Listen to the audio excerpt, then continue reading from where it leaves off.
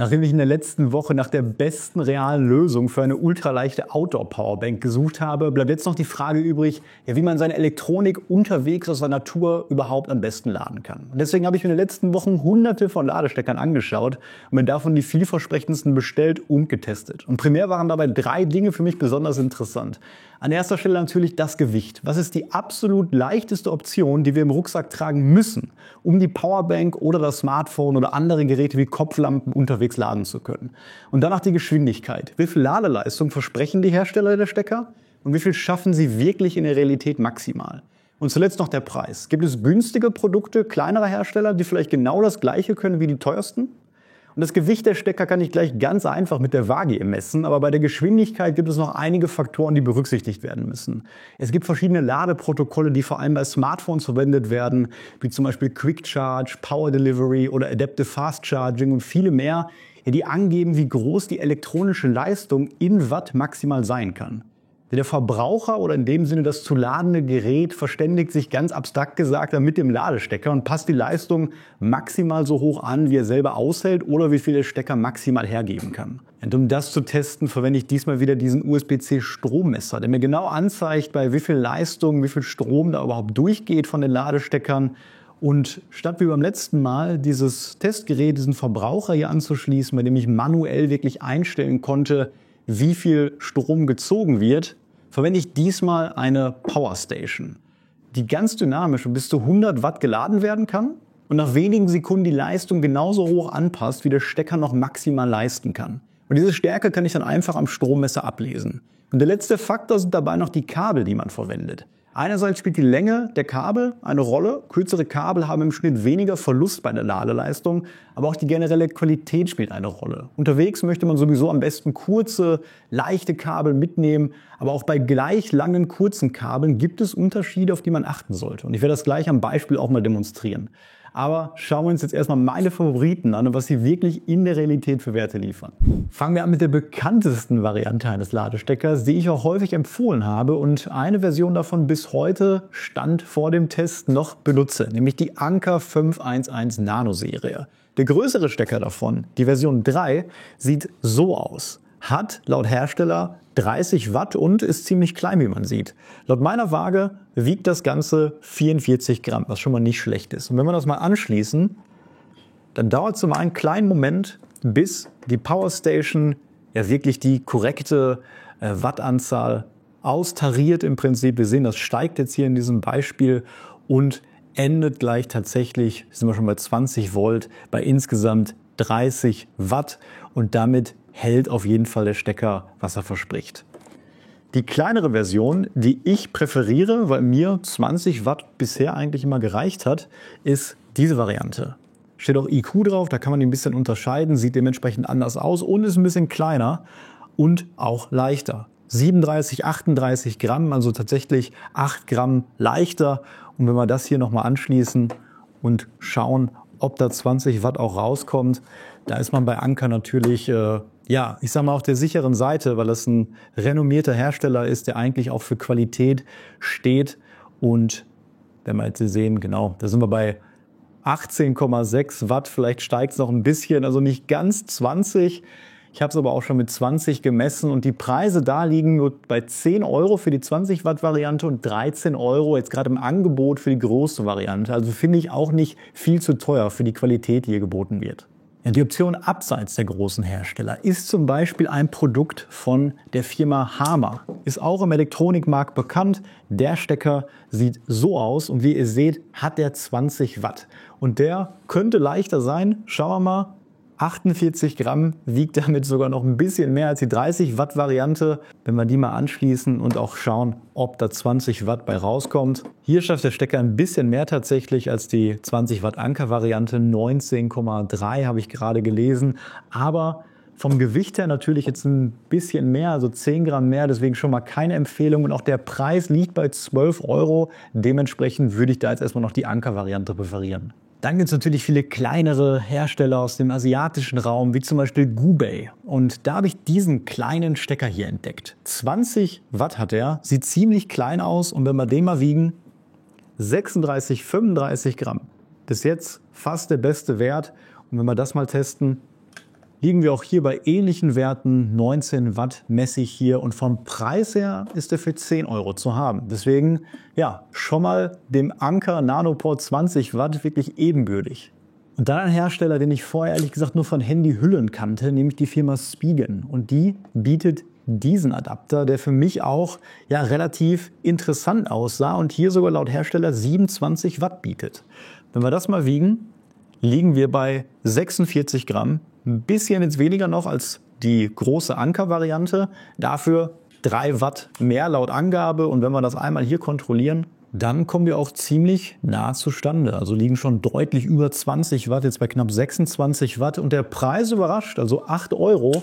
Und damit bisher eigentlich die beste Preis-Leistungs-Budget-Option für alle, die jetzt mehr als 20 Watt suchen. Dann kommen wir bisher zum teuersten Stecker, der auch nicht im Angebot war. 20 Euro habe ich für dieses Modell von Evatronic hier bezahlt. Und ich fand, der sah eigentlich recht spannend aus, weil die Größe sehr, sehr kompakt ist und der auch 30 Watt bietet. Aber das Gewicht 48 Gramm, also auch nicht besser als das Anker-Produkt, in dem Sinne sogar teurer. Und wenn wir kontrollieren, ob da wirklich 30 Watt bei rumkommen, dann stellen wir jetzt leider hier fest, dass der Ladestecker kaputt ist. Und das habe ich jetzt schon gestern beobachtet, als ich das selber mal getestet habe. Der ging tatsächlich nur ein einziges Mal, als ich den ausgepackt habe, um zu gucken, ob das so funktioniert. Das mache ich eigentlich immer bei neuer Elektronik. Und war gestern echt überrascht, dass der nach einmaligem Gebrauch sofort kaputt ist. Deswegen kann ich da natürlich überhaupt keine Empfehlung aussprechen. Und bis jetzt das erste Ergebnis, was sich auf jeden Fall komplett von dem unterscheidet, was da der Hersteller verspricht, nämlich hier wird 0 Watt geliefert. Als nächstes die Firma Sheetec. Und 10 Euro habe ich für diesen Adapter hier bezahlt. Und auch hier fand ich, der sah klein und spannend aus. Vielversprechend für die Größe, bietet 20 Watt auch nur. Und wenn wir das wiegen, liegen wir bei 40 Gramm. Also nur ein bisschen mehr als das Anker-Modell. Und auch hier messen wir das natürlich einmal ganz schnell und liegen da auch bei gemessenen 19 Watt. Ja, 10 Euro ist jetzt genauso viel wie der Anker Nano in der 20 Watt Variante. Deswegen auch hier eigentlich keine Empfehlung. Aber dann noch ein kleines Highlight. Auf Amazon habe ich von der Firma Veryou, natürlich auch ein asiatischer Hersteller, 2 Stecker für 12 Euro gefunden. Das sind diese beiden Modelle hier. Das heißt schon mal ein 2-Pack für 12 Euro, 6 Euro pro Stecker. Der ist ein bisschen größer, sieht schwerer aus, aber ihr könnt es natürlich nicht fühlen. Der wirkt sehr leicht und hat 20 Watt laut Hersteller. Und tatsächlich, wenn wir das wiegen, liegen wir auch hier unter 40 Gramm. Also ein ziemlich guter Wert, bis jetzt der zweitbeste Wert sogar. Und auch die Messleistung fällt sogar hier besonders hoch aus für ein 20 Watt Modell. Bisher die Spitzenleistung liegen wir sehr nah dran, 19,6 Watt wirklich. Und das ist natürlich dann von der Preis-Leistung her besser als das Anker-Modell. Wenn wir das nochmal wiegen, dann lagen wir dabei nur 1 oder 2 Gramm weniger. Und hier bekommt man gleich 2 Adapter. Kann also eins als Backup vielleicht benutzen oder das mit einem Freund teilen. Deswegen ist das schon mal auf jeden Fall eine Empfehlung.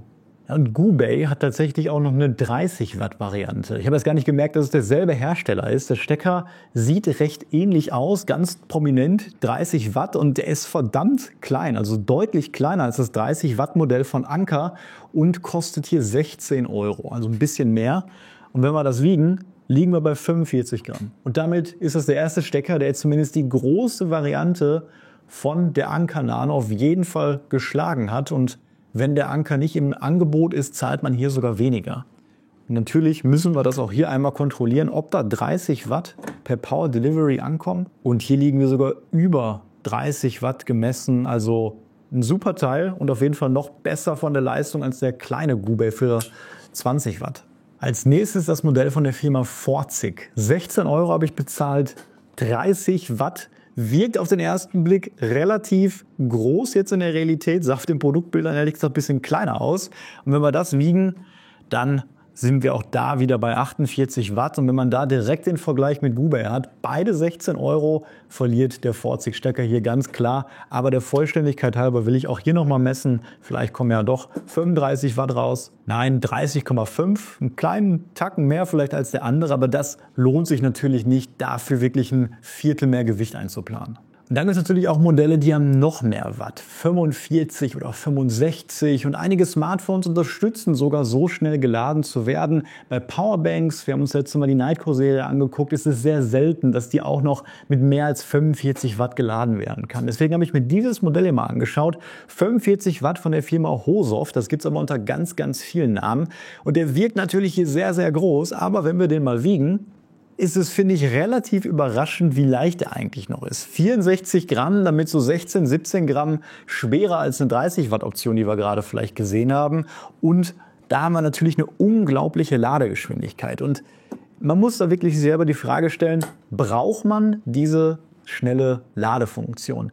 Viele übernachten vielleicht dann auf eine Trekking-Tour 1, 2, 3 Mal die Woche in einer Unterkunft, auf Campingplätzen, können über die Nacht laden.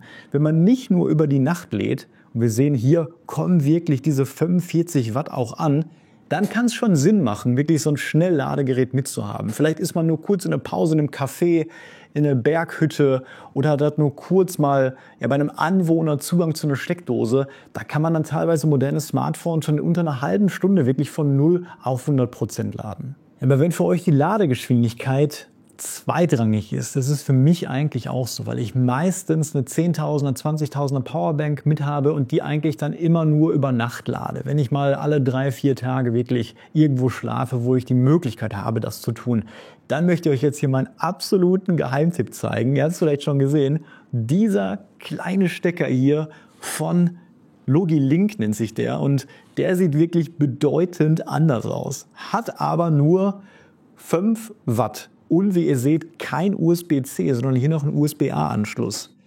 5 Watt ist natürlich nicht viel, reicht aber im Zweifel, um eine 10.000er Powerbank in 6 bis 8 Stunden über die Nacht aufzuladen.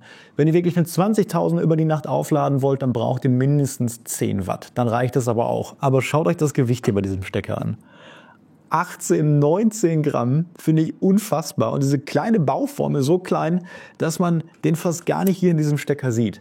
Ich kann es hier leider nicht an der Powerstation messen, weil die Ladeleistung zu gering ist. Aber dafür habe ich mein Smartphone hier mitgebracht, ein altes Samsung Galaxy und auch ein kurzes, normales USB-Kabel.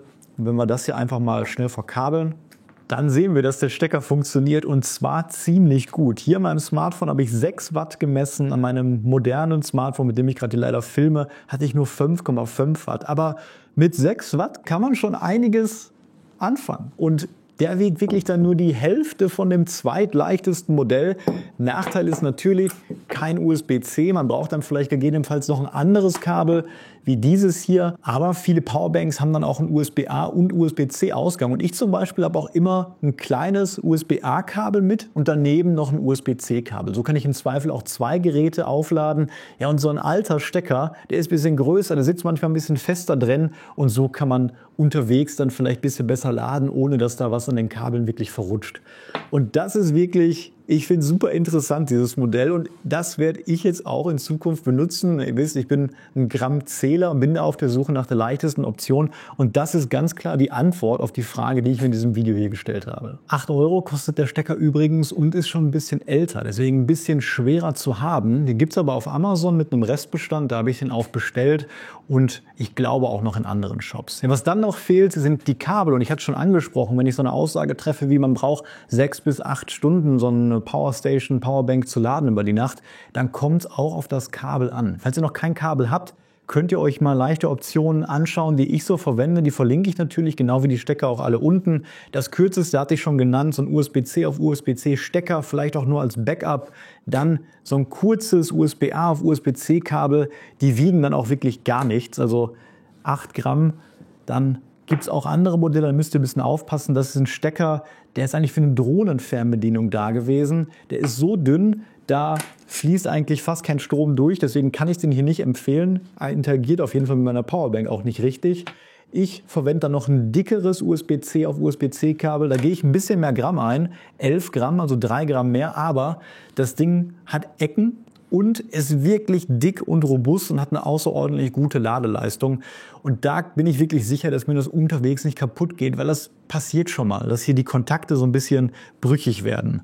Ansonsten gibt's auch stoffbezogene Kabel mit einem Eckadapter. Den verlinke ich euch auch mal. Ist jetzt eine Alternative zu dieser Länge, aber auch da ist die Qualität vielleicht ein bisschen besser und wir liegen da auch nur bei 1 oder 2 Gramm jetzt im Vergleich mehr. Und zum Schluss gibt es natürlich auch noch die Variante, falls ihr ein iPhone habt, noch ein älteres mit so einem Lightning-Port, dann gibt es auch noch so einen Adapter, dass da Micro-USB noch dabei ist, falls ihr eure Kopflampe, falls ihr eine ältere habt, die noch mit Micro-USB laden müsst. Es gibt dann auch noch der Vollständigkeit halber natürlich Stecker, die 2 Ausgänge haben. Wie dieses Modell, 20 Watt, wiegt 46 Gramm und hat einen USB-C und einen USB-A-Ausgang. Aber natürlich verteilt sich die maximale Stärke auf die beiden Anschlüsse. Das heißt, ihr könnt zwar 2 Geräte gleichzeitig aufladen, wenn ihr jetzt keine Powerbank wie die Nightcore-Modelle habt, die das Pass-Through haben, also den Strom einfach durchleiten können, dann kann es schon sinnvoll sein, wenn man seine Powerbank und sein Smartphone vielleicht mal 2-3 Stunden gleichzeitig laden will, auf so einen Stecker zurückzugreifen. Dass die Qualität von Kabeln bei der Ladegeschwindigkeit eine Rolle spielt, kann ich kurz mal an diesen beiden gleich langen Kabeln demonstrieren. Wenn wir uns mal das eine hier anschauen, und da benutze ich auch wieder diesen kleinen Logilink-Stecker, denn er hat ja eh schon nicht viel Watt und da will man auch das Beste rausholen, dann sehen wir, dass das Kabel mein Smartphone auch hier bei dieser Länge mit 6 Watt aufladen kann.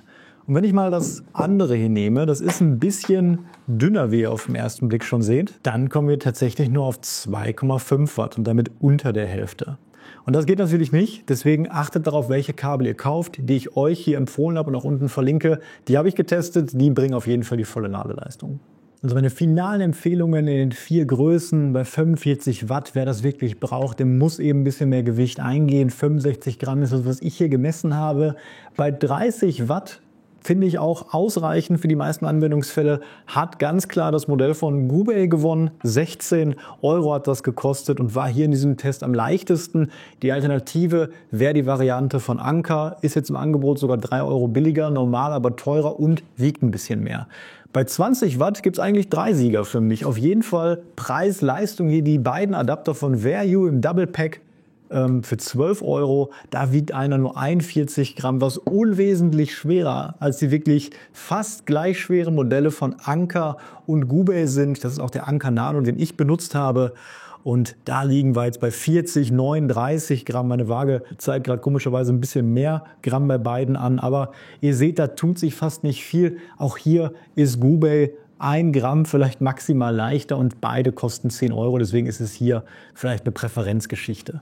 Aber wie schon gesagt, meine absolute Empfehlung, wenn euch Ladegeschwindigkeit nicht wichtig ist, dann könnt ihr die Hälfte von dem Gewicht einsparen und habt damit Logilink einen Adapter, der zwischen 18 und 20 Gramm schwer ist. Und da braucht man natürlich ein bisschen Ruhe in der Natur oder je nachdem, wo man ist und das auflädt, weil es mit bis zu 6 Watt natürlich ein bisschen dauert.